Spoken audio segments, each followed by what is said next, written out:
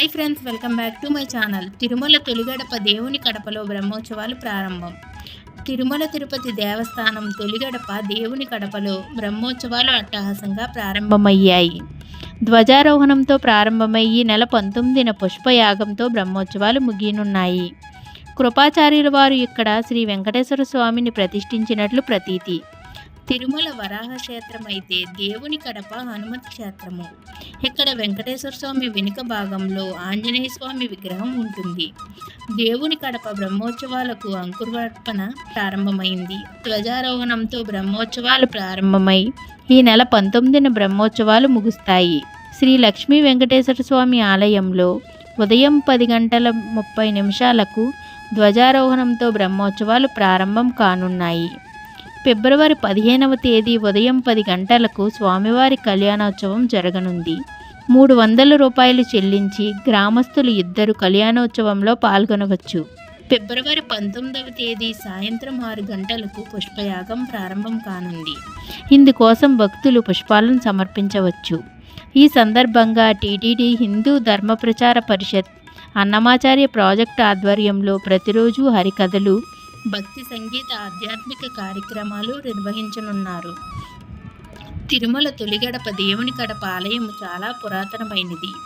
ఈ దేవాలయంలో కృపాచార్యుల వారు శ్రీ వెంకటేశ్వర స్వామి విగ్రహాన్ని ప్రతిష్ఠించినట్లు ప్రతీతి. తిరుమల వరాహ క్షేత్రం అయితే దేవుని కడప హనుమత్ క్షేత్రము. ఇక్కడ శ్రీ వెంకటేశ్వర స్వామి వారు వెనుక భాగంలో ఆంజనేయ స్వామి విగ్రహం ఉంటుంది. శ్రీ తాళ్లపాక అన్నమాచార్యుల వారు ప్రత్యక్షంగా ఇక్కడ వెంకటేశ్వర స్వామిని సేవించి స్వామివారిని కడప రాముడిని, వెంకటాద్రి కడప రాముడిని పేర్కొన్నారు.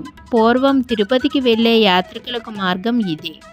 అయితే ప్రతి ఒక్క భక్తుడు తిరుపతికి వెళుతూ దేవుని కడపలో వెలసిన శ్రీ లక్ష్మీ వెంకటేశ్వర స్వామి వారిని దర్శించుకున్న తర్వాతనే తిరుమలేశుని దర్శించడం సాంప్రదాయంగా పాటించబడేది. ఇక్కడ రాజగోపురం, తిరుమల శ్రీ గోవిందరాజస్వామి ఆలయ గోపురం ఒకే కాలంలో నిర్మించినట్లు శాసనాలు కూడా ఉన్నాయి. స్వామివారి రథోత్సవం రథసప్తమి రోజున కన్నుల పండుగగా ఇక్కడ ఉత్సవాలు జరుగుతాయి.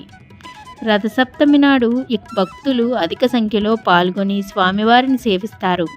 స్వామివారిని ఉగాది రోజున మహమ్మదీయులు అధికంగా సేవించి వారి భక్తి శ్రద్ధలను చాటుకుంటారు.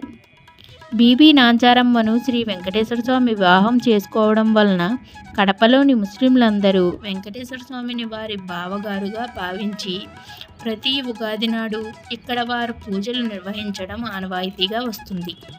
బ్రహ్మోత్సవాల్లో వాహన సేవల వివరాలు: 10/2/2024 ఉదయం ధ్వజారోహణం, రాత్రి చంద్రప్రభ వాహనం. 11/2/2024 ఉదయం సూర్యప్రభ వాహనం, రాత్రి పెద్దశేష వాహనం. 12/2/2024 ఉదయం చిన్నశేష వాహనం, రాత్రి సింహవాహనం. 13/2/2024 ఉదయం కల్పవృక్ష వాహనం, రాత్రి హనుమంత వాహనం. 14/2/2024 ఉదయం ముచ్చుప్పందిరి వాహనం, రాత్రి గరుడ వాహనం. 15/2/2024 ఉదయం కళ్యాణోత్సవం, రాత్రి గజవాహనం. 16/2/2024 ఉదయం రథోత్సవం, రాత్రి ధూళి ఉత్సవం. 17/2/2024 ఉదయం సర్వభూపాల వాహనం, రాత్రి అశ్వవాహనం.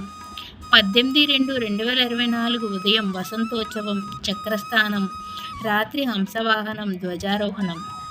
19/2/2024 సాయంత్రం పుష్పయాగంతో బ్రహ్మోత్సవాలు ముగియనున్నాయి.